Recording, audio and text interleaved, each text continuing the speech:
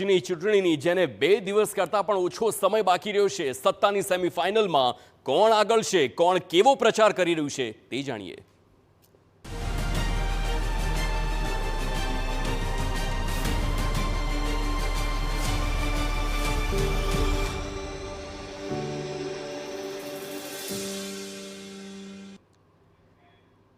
તો આખરે સત્તાવાર રીતે સ્થાનિક સ્વરાજની ચૂંટણીના પ્રચાર પડઘમ શાંત થયા.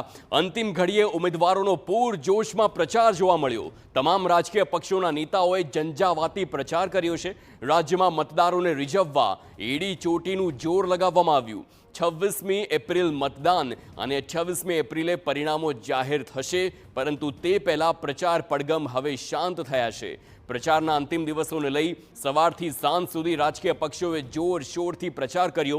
હવે ડોર ટુ ડોર પ્રચાર કરવા ઉમેદવારો કાર્યકરો મેદાનમાં ઉતરશે અને રાજકીય પક્ષો બંધ બારણે બેઠકો કરી અંતિમ ઘડીની રણનીતિ ઘડશે. દિગ્ગજ નેતાઓ અને સ્થાનિક આગેવાનો હવે છેલ્લી ઘડીએ મતદારોને રીઝવવા ખાચલા બેઠકો અને ઓટલા બેઠકોનો સહારો લેશે. આ ગુપ્ત બેઠકોમાં મતદાનના દિવસે વધુમાં વધુ મતદાન કેવી રીતે કરાવવું અને વિરોધીઓના ગઢમાં કેવી રીતે ગાબડું પાડવું તેની અંતિમ રણનીતિ નક્કી કરવામાં આવશે. ખાસ કરીને ગ્રામ્ય અને શહેરી વિસ્તારોના મહોલ્લાઓમાં પણ હવે વ્યક્તિગત સંપર્ક પર વધુ ભાર મૂકવામાં આવશે.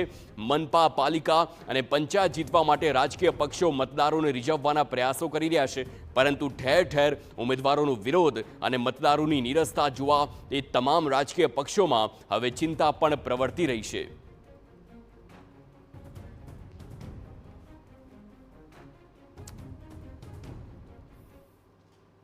સવાલ એ